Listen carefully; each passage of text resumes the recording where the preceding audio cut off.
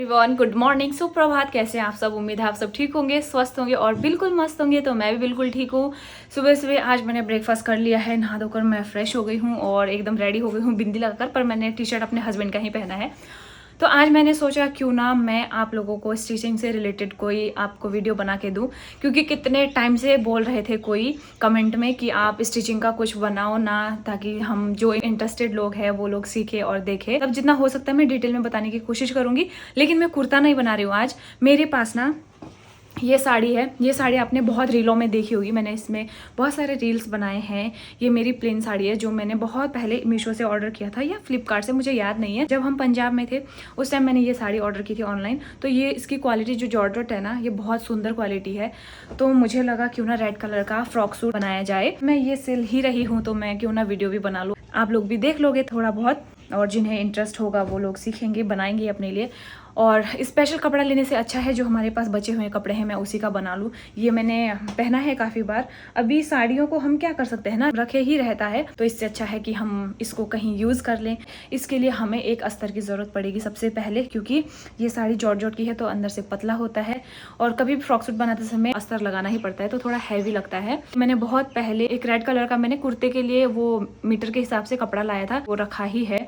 तो मैंने सोचा उसी को यूज़ कर लेते हैं ना। इससे पहले मैंने एक बनाया है अपना, वो मैंने बाजार से कपड़ा खरीद कर मीटर के हिसाब से लाया था। वो हल्का सा पिंक कलर का जो है मैंने पहना था परसों, व्हाइट कलर के दुपट्टे के साथ। वो वाला अनारकली जो बनाया है वो मैंने खुद से बनाया था, मंदिर जाते वक्त भी पहना था। वो अनारकली मैंने फर्स्ट टाइम सीखने के लिए बनाया था।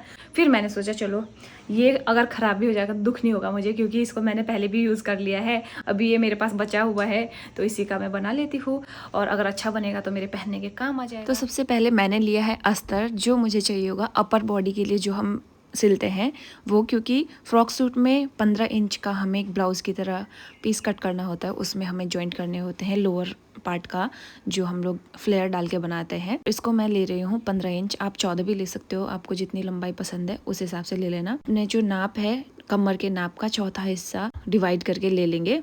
चेस्ट का भी वही है, अपना जितना भी टोटल नाप है उसका 4 हिस्सा करके उसको निशान लगाना है। और जो आर्म होल है वो लिया है मैंने 7 इंच सिलने के लिए, और उसके अलावा बाहर से एक निशान लगाना होता है जो होता है कटिंग के लिए। और जो आर्म होल है उसमें आपको 1.5 इंच जितना ऊपर उठाकर एक निशान और लगाना होता है जो होता है हमारे बैक पार्ट के लिए, लेकिन ये फ्रंट पार्ट है। अभी मैं निशान लगाऊंगी, जब इसी के नाप का मैं बैक पार्ट निकालूंगी तो उस टाइम पे मुझे उसके ऊपर रख के ये कटिंग करना होगा। और जो आर्म होल की कटिंग है वो 1 इंच पे अंदर काटना होगा।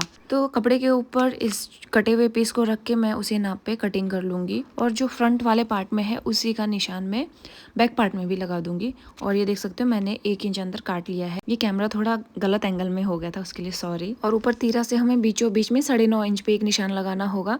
ये आप देख सकते हो, यहाँ से मैंने ऊपर को 4 इंच लगाया है, और इसको हम दूसरे साइड भी इसी तरह से छाप देंगे। अब बारी आती है फ्रॉक सूट के लोअर पार्ट की, जिसमें हमें बनाने होते हैं चुन्नट, मतलब प्लेटे। तो उसके लिए मेरे पास ये अस्तर है जिसकी लेंथ इतनी ज़्यादा नहीं है, लेकिन मैं काम चलाने के लिए इसी की कटिंग कर रही हूँ। इसको 2 पार्ट कर लेंगे हम लोग बीचों बीच। अगर आपके अस्तर का लेंथ बहुत ज़्यादा है तो और अच्छी बात है।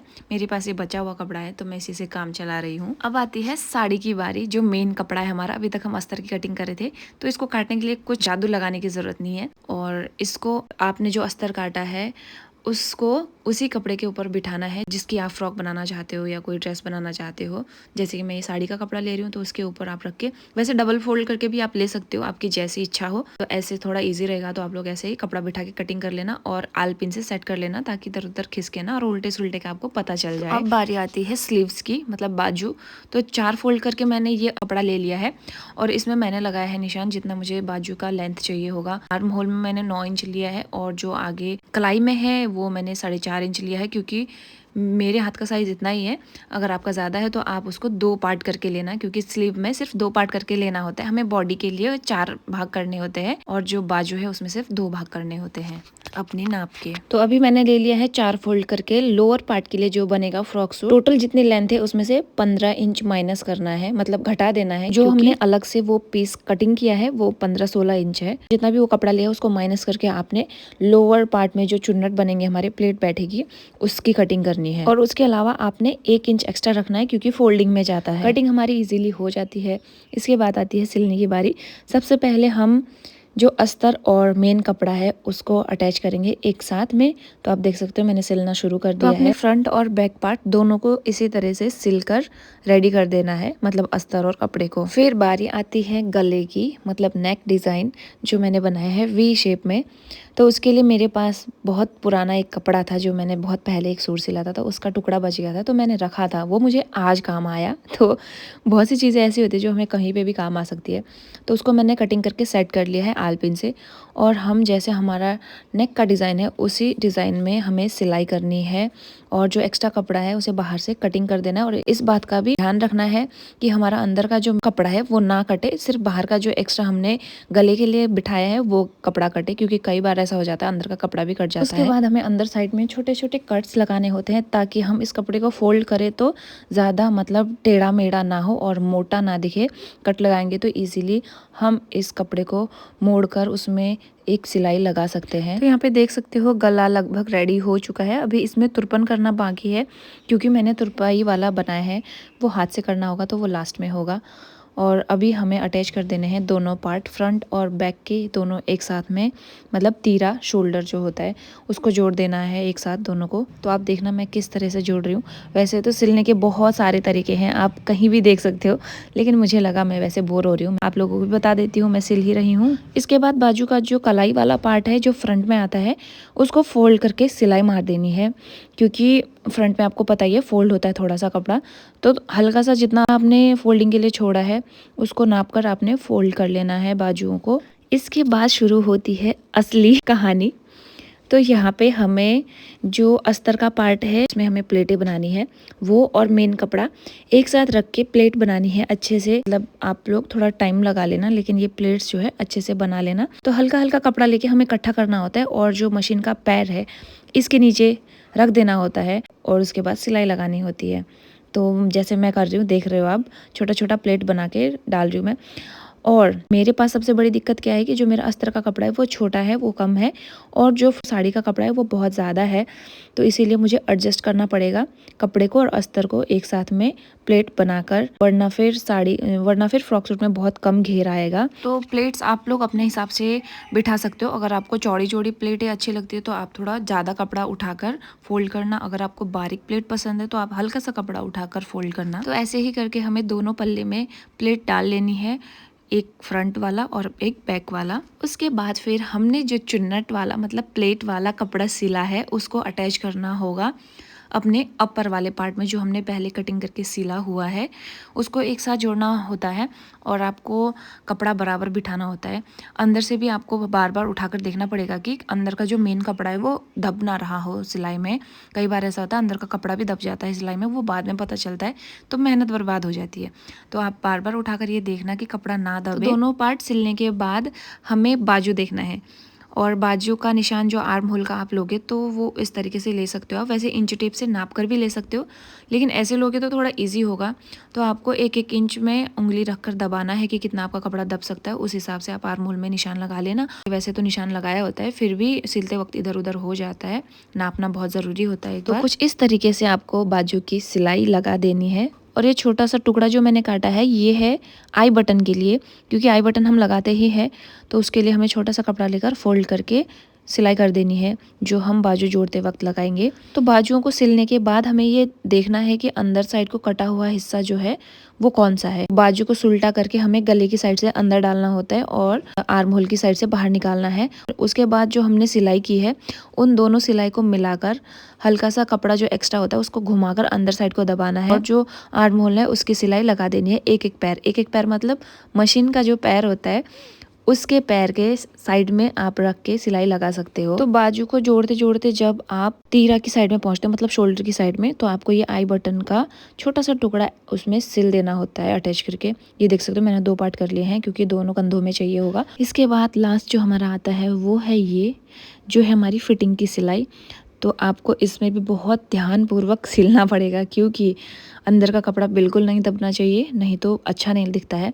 तो साइड साइड के जो 4 हिस्से हैं अस्तर के दो और मेन कपड़ा है उसका 2 हिस्सा। दोनों साइड सिलाई लगाने के बाद हम उल्टा साइड कर देंगे फ्रॉक सूट को और इसमें थोड़े छोटे छोटे कट्स लगाएंगे, क्योंकि मेरे पास इंटरलॉक की मशीन नहीं है। जो लोग इंटरलॉक करते हैं उनको ज़रूरत नहीं पड़ती है, मेरे पास इंटरलॉक मशीन है नहीं, तो मैं हर सूट में ऐसे कट्स लगाती हूँ ताकि ज़्यादा लंबे लंबे धागे ना निकले कपड़ों से। तो सिलाई करने के बाद ये थोड़ा बहुत जो गंदगी मशीन के ऊपर देख रहे हो तो होता ही है, नॉर्मल है। इसीलिए भी सिलाई करने का मन नहीं करता, क्योंकि सिलाई करने के बाद जो सफाई करनी पड़ती है वो बहुत दुखदायक होती है।